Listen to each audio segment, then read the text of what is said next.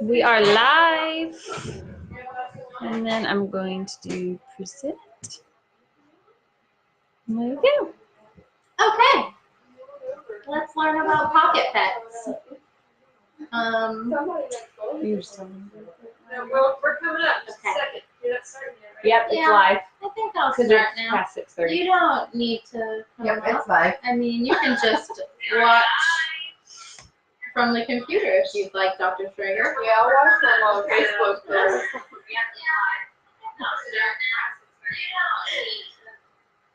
All right, let's do this. So, for those of you that don't know me, I'm Dr. B, Dr. Barbara, but I prefer to go by Dr. B. And I'm going to talk to you guys about pocket pets. So, here's a short little list of what consists of pocket pets. Technically, pets that you can fit in your pocket, although this category has kind of expanded to include rabbits and guinea pigs, which are kind of large and tend to not fit in the average pocket. So I'm just going to go through and break down little details about each species. So first thing to start off with is husbandry. This is a very, very, very important component in caring for these guys and preventing them from developing issues. So I'm not going to go into the details of husbandry for each species because we will be here all night if I do that, but pretty much what consists of husbandry is the proper nutrition, if they need supplements, not over supplementing them, not under supplementing them. Their substrates, that means their footing, their bedding, temperature. Do they like warmer or colder climates? Do they like high humidity or drier environments? Do they need sunlight exposure? Do they have enough room? Is their cage appropriate for the species? And then environment, which means are their lives fulfilled? Are they doing more than just sleeping and eating and drinking and doing the basics? Okay, let's start off with mice and rats. So these guys live a whopping 2 years. Owners sometimes are surprised when they bring their 10-month-old rat in, and I refer to them as geriatric, because it's just surprising to hear that with your pet who's not even a year old yet. And a fun little fact about these guys is that when they're stressed, so if they're handled and stressed out, they'll sometimes cry tears that are red, that look like they're crying blood, and that can be very concerning to owners. But it's simply just a pigment called porphyrin that is secreted in their tears, so it's not actually crying blood. So reasons why I see these guys are they like to get frequent upper respiratory infections. Mycoplasma is one of the more common bacteria involved in these infections. They also, unfortunately, are great tumor machines. They get a lot of cancers, and they can produce tumors the size of themselves. So that's always unfortunate when that happens, and unfortunately the incidences are very high. It's likely if you have a rat that at some point they'll get a tumor. And then fight wounds, that's seen more commonly with mice rather than rats. Hello. Gerbils. So these guys live way longer, a whole 3 years, and they tend to get confused with hamsters. But pretty much the main difference is gerbils have tails and hamsters have little nubs for tails. Gerbils do tend to be a little bit nicer than hamsters, and they have monogamous relationships, which means they tend to pair up and find a mate, and they stay with that mate for life.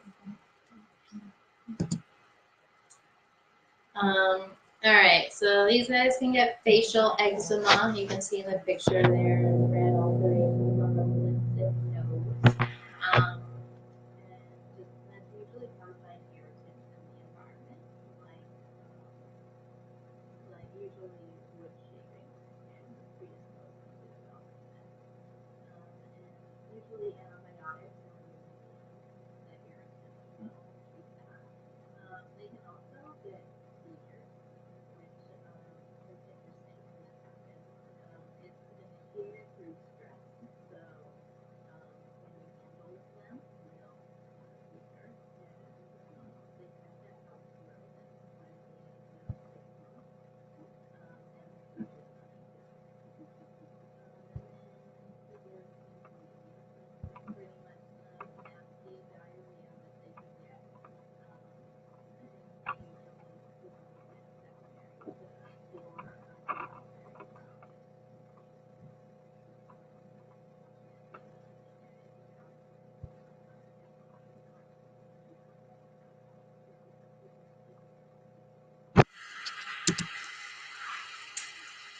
Rat hamsters.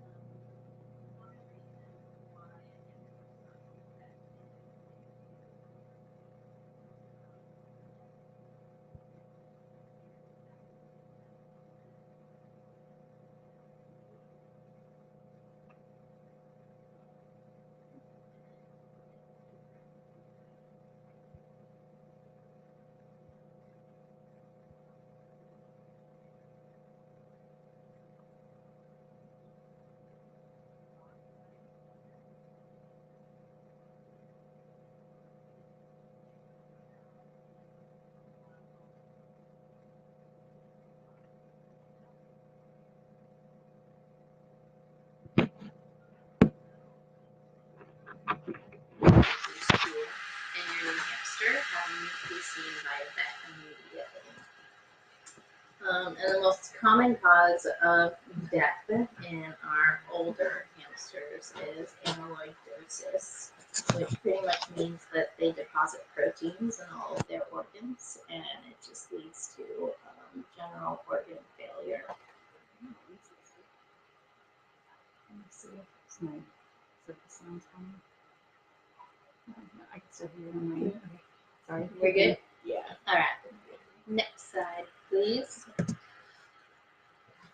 Guineas. All right. They live to be about 6 years old, and they're considered rodents, and they are very, very vocal. So guinea pig owners know each squeak means a certain something, and they have a whole vocabulary, and they have a lot to say about a lot of things. They are vitamin C dependent, and you must get this provided in their diet because they are unable to synthesize it. Humans are one example of a few species that also are unable to synthesize their own vitamin C. They can have up to 13 young in their litter, though 4 is more of the average common number. And you can see in this picture, this is a picture of a gravidly pregnant female guinea pig next to a normal guinea. And another important thing is that if you are going to breed your guinea pig, she must have her first litter before 6 months of age, or else her pelvic synthesis will fuse, and she will need to have her litter delivered via C-section.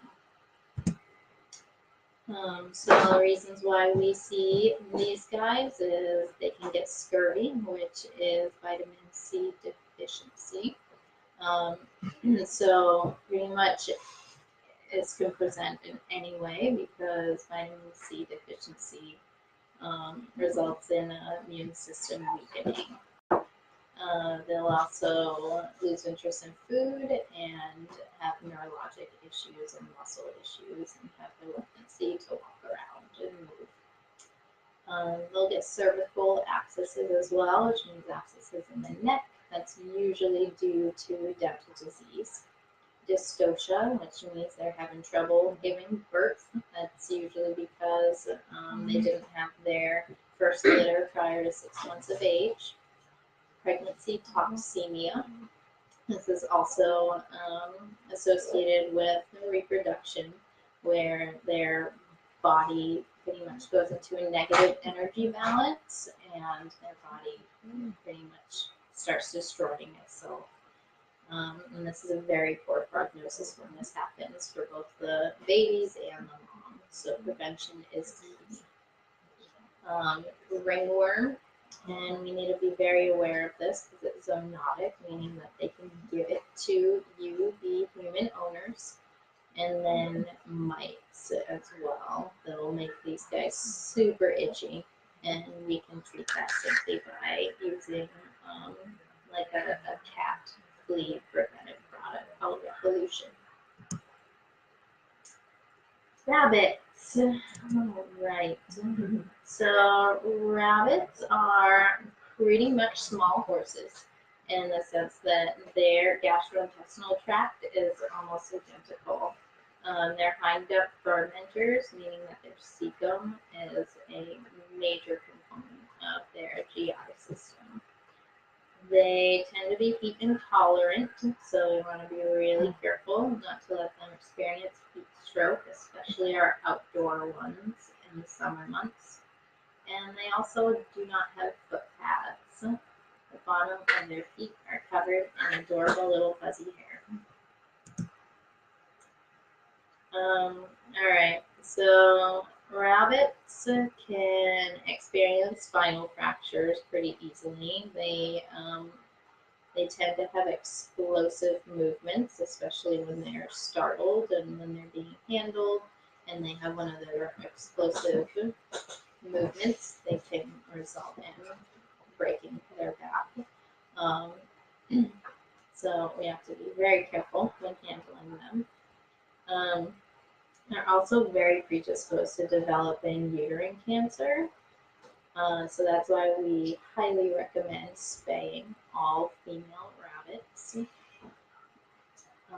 Dental disease is probably the most major reason why we will see a rabbit come into the clinic here. And the most common presenting complaint is that their rabbit suddenly stopped eating and stopped producing feces. And on physical exam, we'll find that the teeth are overgrown. Photodermatitis means they don't have foot pads. Their feet are a little bit more fragile, so we never want to keep them on wire bottom cages. We want to make sure we don't let them get overweight, and we want to make sure their cages are cleaned thoroughly and regularly to prevent any issues with their feet. Gastric trichobezoar, that's just a fancy way of saying hairballs. So they'll groom themselves and they have very fine fur. But sometimes if they don't have enough fiber in their diet, that fur will get lodged in their stomach and that can be detrimental. We'll have to sometimes go in surgically to remove it because it will cause an obstruction. Abscesses are another big deal with these guys. So the pus that rabbits produce tend to be thick and caseous, and unfortunately you can't just drain the fluid out. They have to surgically excise the capsule of the abscess, and it can be quite an ordeal when rabbits get abscesses.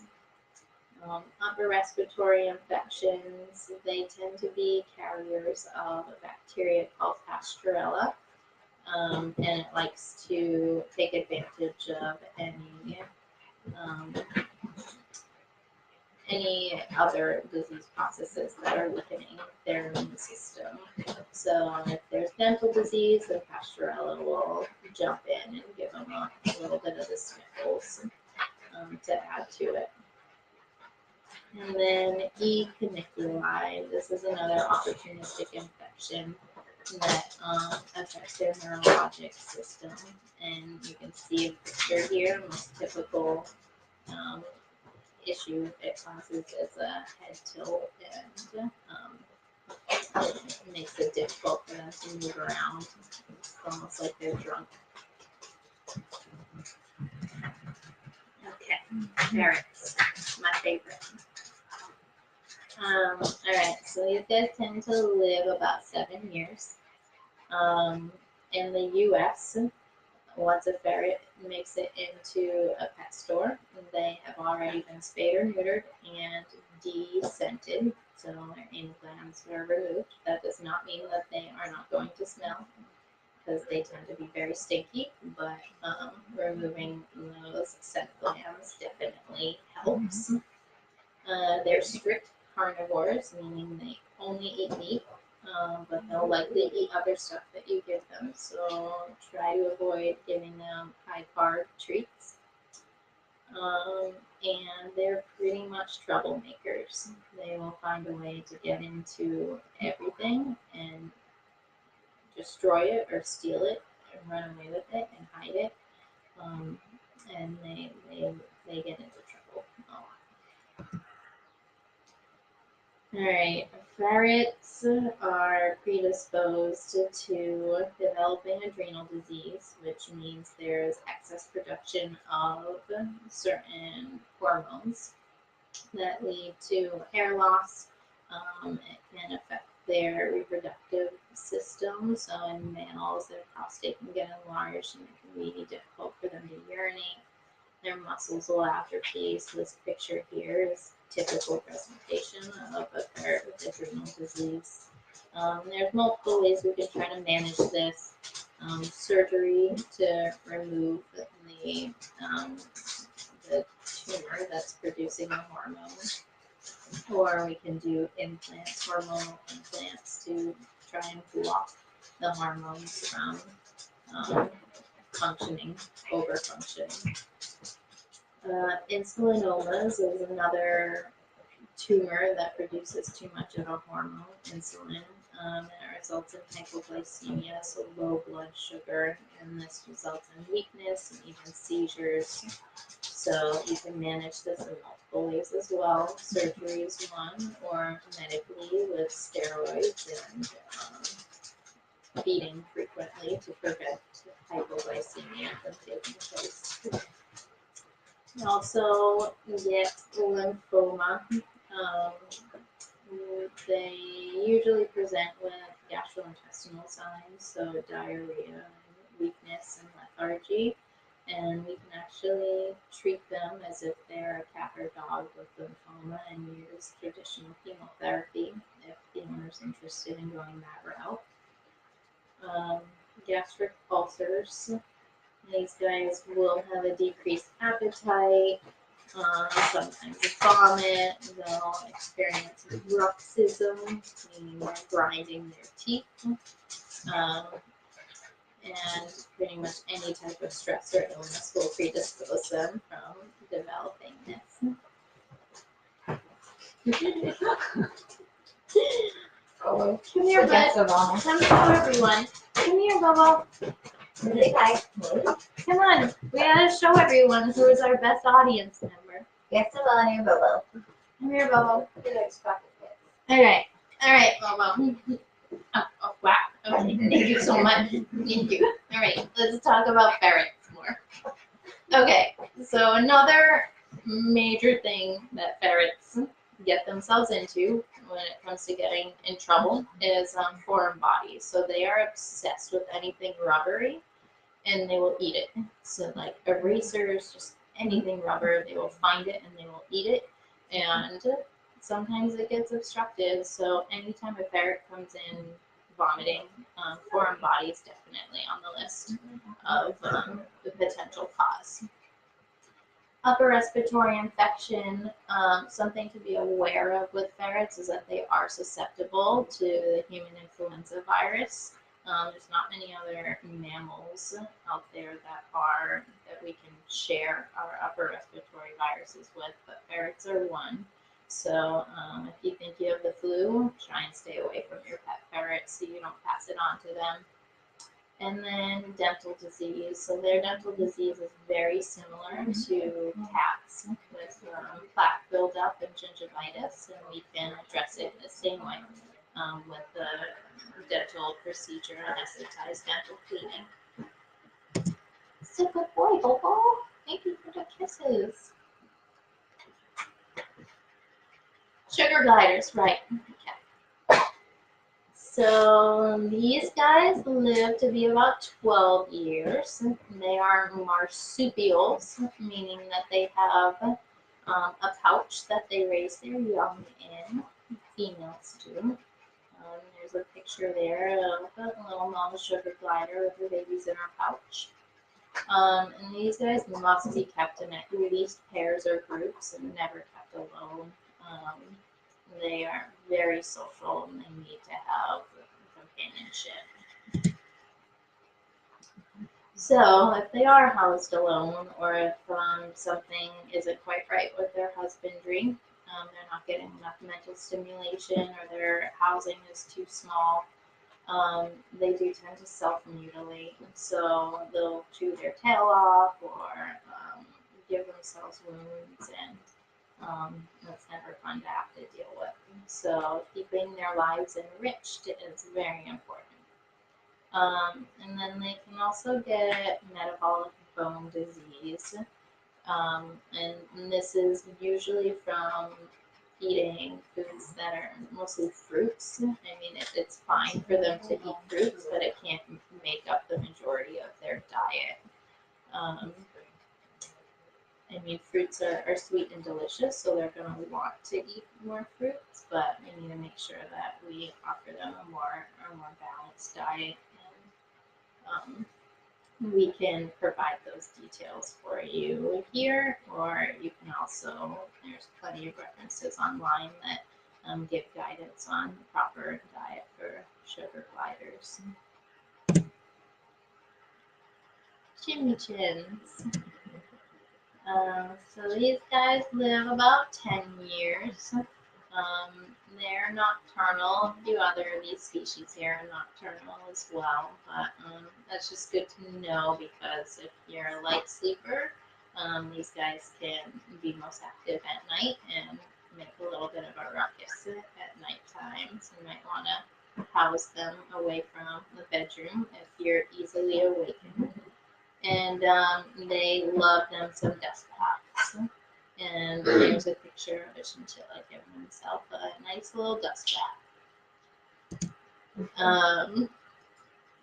They are so cute when they do their dust baths that it's often that they get offered baths too frequently, and they can develop conjunctivitis when that happens. So I have to tell owners a lot of the time to take it down a notch. That I know it's cute and the chinchillas love it, but they don't necessarily need a bath a day, more like 1 to 2 tops a week. They can also experience fur slip, which means if you grab the tail while they're walking away, that you might still have the tail in your hand and the chinchilla is still walking away. So that's also unfortunate when that happens. It's just their way of reacting. They're a prey species, so that's their way of escaping predators. And the fur will grow back, but I do recommend bringing them in to be seen, because we can get them some pain management and probably some antibiotics as well. They're active, and they're often kept in wired cages, and sometimes their foot will get caught in these cages and they'll experience fractures. They're also pretty heat intolerant as well. So we'll see them present with heat stroke along with rabbits. And then dental disease, very similar to rabbits, except their most common presenting complaint is just excess drooling. So they'll have dermatitis from on their chin and their neck and their front feet and their legs from drooling all over their skin and causing a secondary infection. You good, Papa? You want to go for walkies? Oh, he's so cute. Okay, hedgies. So they live about 7 years. They're desert animals. So these guys actually like it a little bit warm. And they're little pokey thingies that are referred to as spines. And they erupt within 24 hours after being born. So these guys are very predisposed to obesity. You can see a picture here of a normal hedgie and then next to it a morbidly obese hedgie. And this is just because they're lazy and they love to eat and they're so cute when they eat that you just want to feed them all the time because it's so adorable. But before you know it, your hedgie looks like this guy, and that just predisposes to a lot of health issues. Also, they can develop a syndrome called wobbly hedgehog syndrome. And unfortunately, this is inherited, and there's really not much we can do to prevent it or treat it.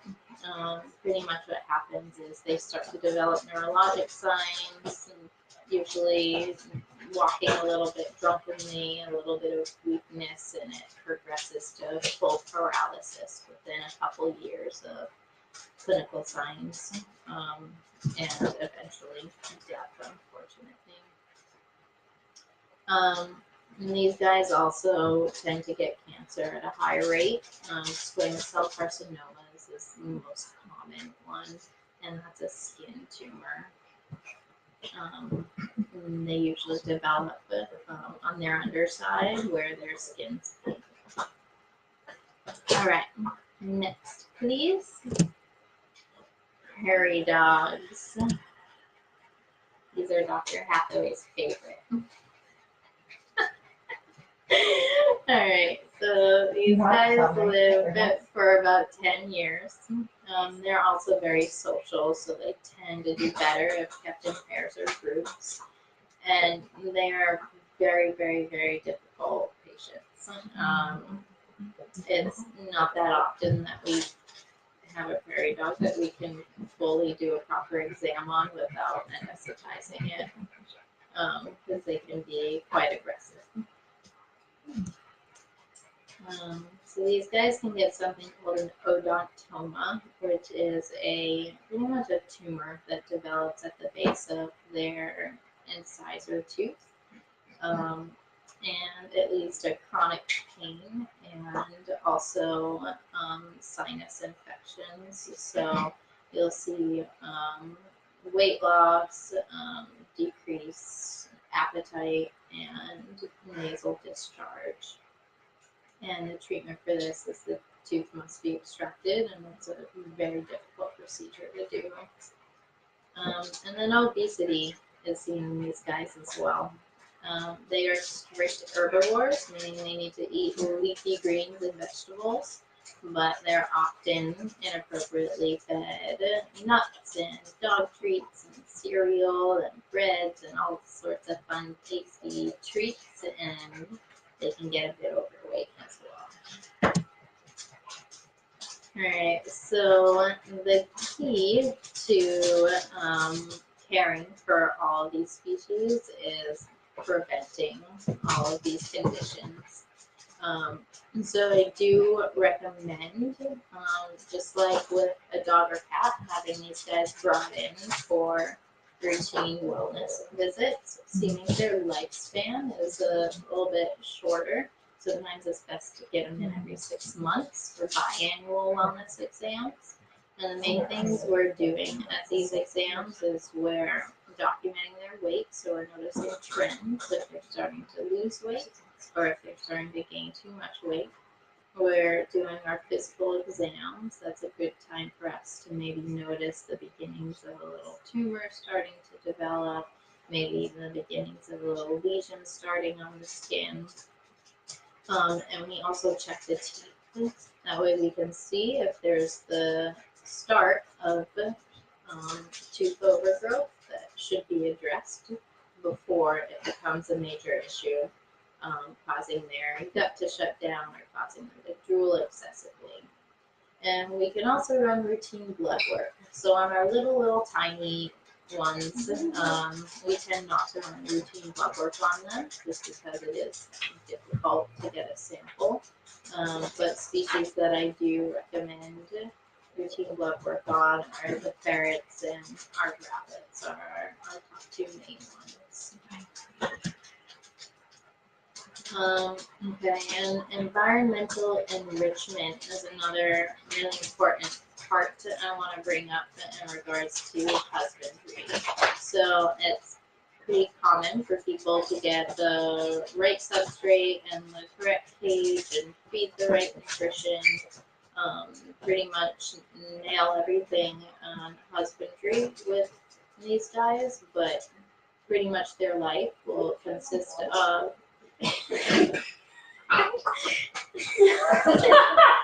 That's what he thought about that. It's okay, Bobo. It's not on video. Don't worry about it. I was just having a little accident. It's okay. He wants to be able to hear. All right. Anyways, in regards to environmental enrichment, Environmentally enrichment. yeah. So these guys, their lives need to consist more of being fed and watered, walking away and having them live their life in their cage. So depending on the species, some will love having tunnels set up, piles of deep bedding so they can make their own tunnels. You can scatter food around rather than just putting it in a bowl and handing it to them. Scatter it and hide it so they have to scavenge. You can hide it and wrap it up in pieces of paper as well, so they have to open up the paper to get their treat. Give them ramps and hammocks, and there's a whole bunch of different types of toys based on the species that you can get as well. And these are just a few examples of a company that produces toys specifically for rats and sugar gliders and rabbits. Okay. What questions do we have? Did any questions come up on there, Hannah? Nope. Perfect. That's so great. Okay, Hat. Did I cover everything? Yes, and tell people to email or call if they have any questions. Okay. Oh yeah, I didn't put my email address on there. Oh yeah, I'll have them email you. Okay, perfect. Yeah, so if there are any specific questions that I didn't answer, definitely feel free to shoot us an email, and Hannah will tell you exactly what email address to send that